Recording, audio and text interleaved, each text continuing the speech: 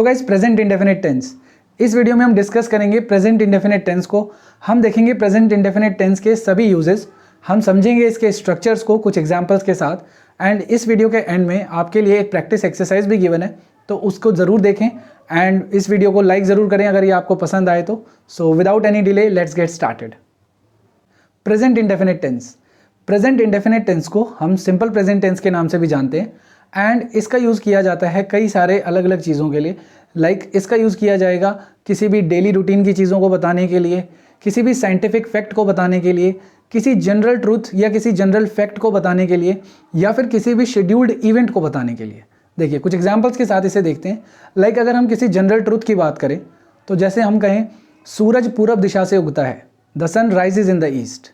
अगर हम किसी साइंटिफिक फैक्ट की बात करें, पानी 100 डिग्री सेल्सियस पे उबलता है, the water boils at 100 degree Celsius. किसी भी शेड्यूल्ड चीज़ की बात करें, किसी शेड्यूल्ड इवेंट की बात करें, लाइक क्लास 10 बजे शुरू होती है, the class starts at 10 o'clock। अगर किसी भी डेली रूटीन की कामों की बात करें हम, लाइक मैं रोज़ क्रिकेट खेलता हूँ, I play cricket every day. तो कुछ इस तरीके से हम यूज़ करते हैं प्रेजेंट इंडेफिनिट टेंस को। चलिए अब हम समझते हैं इसके स्ट्रक्चर्स को कुछ एग्जाम्पल्स के साथ। तो सबसे पहले हम बात करेंगे पॉजिटिव सेंटेंसेस की या फिर अफर्मेटिव सेंटेंसेस की। अफर्मेटिव सेंटेंसेस को बनाने के लिए हम जो स्ट्रक्चर यूज़ करते हैं वो है subject plus verb first form, या फिर वर्ब फर्स्ट फॉर्म के साथ हम एस या ईएस को ऐड करेंगे, प्लस ऑब्जेक्ट। ऑब्जेक्ट का मतलब है यहाँ पे रेस्ट ऑफ द सेंटेंस। अब हम बात करेंगे फर्स्ट फॉर्म एंड वर्ब की फर्स्ट फॉर्म में एस या ईएस क्या है। तो देखिए जो आपकी वर्ब की फर्स्ट फॉर्म होती है हम उसमें एस या ईएस को ऐड कर देते हैं। लाइक प्ले का बन जाता है प्लेज, टीच का बन जाएगा टीचेज, गो का बन जाएगा गोज, वॉच का बन जाएगा वॉचेस। इस तरीके से हम वर्ब में एस या ईएस को ऐड करते हैं। चलिए एंड अब समझते हैं कब हमें एस एंड ईएस ऐड करना है एंड कब हमें नहीं करना है। तो ये डिपेंड करेगा आपके सब्जेक्ट पे कि आपका सब्जेक्ट क्या है। अगर आपका सब्जेक्ट है थर्ड पर्सन सिंगुलर, यानी कि he, she, it, any name या कोई सिंगुलर नाउन, तो इन सभी के साथ हम वर्ब में एस या ईएस को ऐड करेंगे। एंड अगर आपका सब्जेक्ट है आई, यू, वी, दे या फिर कोई प्लूरल नाउन, तो इनके साथ हम वर्ब में एस या ईएस ऐड नहीं करेंगे, हम सिंपल वर्ब फर्स्ट फॉर्म को ही यूज़ करेंगे। चलिए कुछ एग्जांपल्स के साथ इसे देखते हैं। वो रोज़ बुक्स पढ़ती है, she reads books every day. अब यहाँ पे क्योंकि हमारा सब्जेक्ट शी था तो शी के साथ हमने रीड्स का यूज़ किया है। ऐसे ही अगर मैं कहूँ वे रोज़ फुटबॉल खेलते हैं, they play football every day, यहाँ पे हमारा सब्जेक्ट दे है एंड दे के साथ मैंने आपको बताया था वर्ब की फर्स्ट फॉर्म को हम सिंपल यूज़ करेंगे, उसमें एस या फिर ईएस को हम यूज़ नहीं करेंगे, राइट। ऐसे कुछ और एग्जांपल्स देखते हैं। मैं सुबह ऑफिस के लिए रेडी होता हूँ, I get ready for the office in the morning. मैं रोज़ 10 बजे ऑफिस जाता हूँ, I go to the office at 10 o'clock every day. वो मुझे कॉल करती है, शी कॉल्स मी। मेरा भाई न्यूज़पेपर पढ़ता है, माई ब्रदर रीड्स न्यूज़पेपर। तो ये कुछ एग्जाम्पल्स थे पॉजिटिव सेंटेंसेस के। एंड अब हम बात करेंगे नेगेटिव सेंटेंसेस की। सो नेगेटिव सेंटेंसेस को बनाने के लिए हम यूज़ करेंगे सब्जेक्ट प्लस डू नॉट या फिर does not plus verb first form plus object. यहाँ पे हमें जो समझनी है चीज़ वो ये है कि do not and does not किस तरीके से यूज़ होंगे। तो do not and does not यहाँ पे हम as a helping verb use कर रहे हैं एंड इनका use according to the subject किया जाता है। अगर आपका subject third person singular subject है, यानी कि he, she, it, any name या कोई सिंगुलर नाउन है, तो इन सभी के साथ हम डज नॉट का यूज़ करते हैं। एंड अगर आपका सब्जेक्ट है आई, यू, वी, दे या फिर प्लूरल नाउन, तो इन सभी के साथ हम डू नॉट का यूज़ करते हैं। अगर हम बात करें इसके कॉन्ट्रैक्शन फॉर्म्स की, सो डज नॉट की कॉन्ट्रैक्शन फॉर्म होती है डजंट एंड डू नॉट की कॉन्ट्रैक्शन फॉर्म होती है डोंट। सो हम डायरेक्टली कॉन्ट्रैक्शन फॉर्म्स को भी यूज़ कर सकते हैं। अब हम समझते हैं कि यहाँ पे हम वर्ब की फर्स्ट फॉर्म को ही क्यों यूज़ कर रहे हैं। तो आपको एक चीज़ का ध्यान रखना है, अगर हमारी हेल्पिंग वर्ब डू नॉट या फिर डज नॉट है तो हम यहाँ पे वर्ब की फर्स्ट फॉर्म को ही यूज़ करेंगे। वर्ब की फर्स्ट फॉर्म में एस या ईएस हम ऐड नहीं करेंगे। ये हमारा रूल कहता है कि जब भी डू नॉट या फिर डज नॉट, यानी कि डू या डज अगर एज अ हेल्पिंग वर्ब आ रहा है तो हम वहाँ पे वर्ब की बेस फॉर्म को ही यूज़ करते हैं, उसमें एस या ईएस ऐड नहीं करते हैं। तो ये चीज़ आपको खास करके ध्यान रखनी है कि नेगेटिव सेंटेंसेस में आपको वर्ब की फर्स्ट फॉर्म सिंपल यूज़ करनी होती है, आप उसमें एस या ईएस को ऐड नहीं करते हैं। चलिए कुछ एग्जाम्पल्स के साथ इसे अच्छे से समझते हैं। वो मुझसे बात नहीं करती है, she doesn't talk to me. यहाँ पे हमारे पास डजंट आ रहा है तो हम वर्ब की फर्स्ट फॉर्म ही यूज़ कर रहे हैं, she doesn't talk to me. मैं ऑफिस नहीं जाता हूँ, I don't go to the office, I don't go to the office. यहाँ पे गो आ रहा है एंड यहाँ पे आप देख सकते हैं कि आई के साथ हमने डोंट का यूज़ किया है, राइट।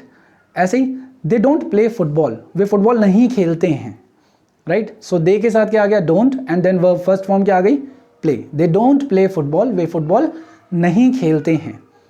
मेरा भाई जॉब नहीं करता है, my brother doesn't do a job. यहाँ पे माई ब्रदर के साथ हमने डजेंट का यूज़ किया है and then verb first form do. My brother doesn't do a job, right. I hope आपको नेगेटिव सेंटेंसेस अच्छे तरीके से समझ आए होंगे। सो अब बात करते हैं हम इंटेरोगेटिव्स की।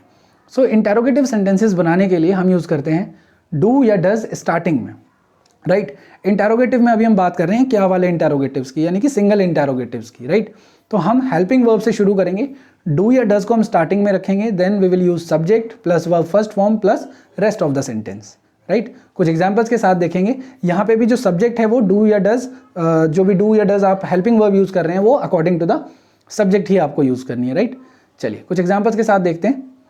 क्या आपका भाई ऑफिस जाता है, does your brother go to the office.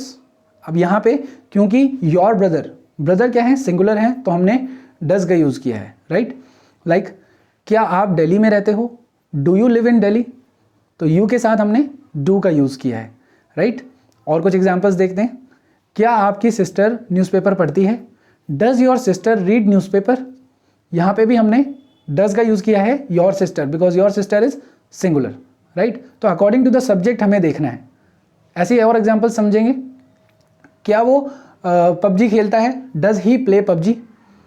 क्या हम मार्केट जाते हैं, do we go to the market, right. चलिए आई होप अब ये चीज़ आपको अच्छे से क्लियर हो गई होगी। एंड इसी में अगर आपको नेगेटिव इंटेरोगेटिव्स बनाने हैं तो नेगेटिव इंटेरोगेटिव्स बनाने का जो रूल है वो हमें क्या कहता है कि हम यूज़ करेंगे डू या does plus subject plus not, यानी कि नॉट जो है हमें सब्जेक्ट के बाद यूज़ करना होता है, then plus verb first form plus object, right.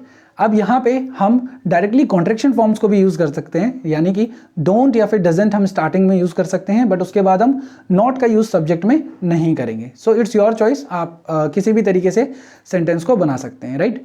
चलिए एग्जाम्पल्स के साथ समझते हैं। क्या आप इंग्लिश नहीं बोलते हो, do you not speak English, या फिर don't you speak English, right. तो दोनों में से आप किसी को भी चूज़ कर सकते हैं, कोई भी आप अपनी डेली लाइफ कॉन्वर्जेशन में ऐड कर सकते हो।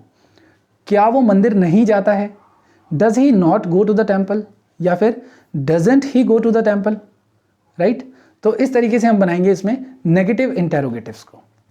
तो गाइज अब देखते हैं कि WH फैमिली वर्ड का यूज़ करके हम इंटेरोगेटिव्स किस तरीके से बनाते हैं। सो WH फैमिली से रिलेटेड इंटेरोगेटिव्स बनाने के लिए हम यूज़ करते हैं WH family word plus do और does plus subject plus verb first form plus rest of the sentence. तो यहाँ पे हमने देखा कि जो हमारा स्ट्रक्चर है वो एज इट इज सेम होता है इंटेरोगेटिव्स वाला, बट हमें क्या करना है, WH फैमिली वर्ड को सबसे स्टार्टिंग में यूज़ करना है, राइट। एंड वही डू या डज आएगा according to the subject and then verb की फर्स्ट फॉर्म। चलिए आप कुछ एग्जाम्पल्स के साथ इसे अच्छे तरीके से समझते हैं। आप कहाँ रहते हो, वेयर डू यू लिव। आपका भाई कहाँ रहता है, where does your brother live. देखिए यहाँ पे आपने देखा आप कहाँ रहते हो, तो यहाँ पे सब्जेक्ट है आप, यानी कि यू, तो इनके साथ हमने डू का यूज़ किया, where do you live. But जब हमारा सब्जेक्ट चेंज हो गया, मैंने कहा आपका भाई कहाँ रहता है, तो वहाँ पे आपका सब्जेक्ट है your brother which is singular, तो सिंगुलर के साथ हम डज का यूज़ करते हैं, इसलिए हमने बोला where does your brother live. What do you do, आप क्या करते हो, यानी कि यहाँ पे 2 बार डू आ रहा है, आप देख सकते हैं सेंटेंस में व्हाट डू यू डू। तो यहाँ पे कंफ्यूज नहीं होना है, जो फर्स्ट डू जो आपका आ रहा है this is your helping verb and another do is your main verb. So what do you do, अगर हम चेंज कर दें कि आपके फादर क्या करते हैं, so it becomes what does your father do, तो यहाँ पे योर फादर के साथ डज आ जाता है, राइट। चलिए कुछ और एग्जाम्पल्स के साथ अच्छे तरीके से देखते हैं। वो मंदिर कब जाता है, when does he go to the temple. आप जॉब कहाँ करते हो, where do you do the job. वो आपकी मदद कैसे करता है, how does he help you. वो कौन सा न्यूज़पेपर पढ़ती है, which newspaper does she read. चलिए आई होप अब कुछ इन एग्जाम्पल्स के साथ आपको चीज़ें अच्छे तरीके से समझ आई होंगी। तो अब जो आपके लिए प्रैक्टिस एक्सरसाइज गिवन है इसको ज़रा आप गो थ्रू करें एंड देखें कि कितने आंसर्स आपके करेक्ट होते हैं। कुछ MCQs हैं यहाँ पे एंड कमेंट सेक्शन में ज़रूर बताएं कि कितने आंसर्स आपने करेक्ट किए हैं, right. I wish you all the best and अगर ये वीडियो आपको इन्फॉर्मेटिव लगे so do like this video, Share this video and follow Spoken English with Mohit.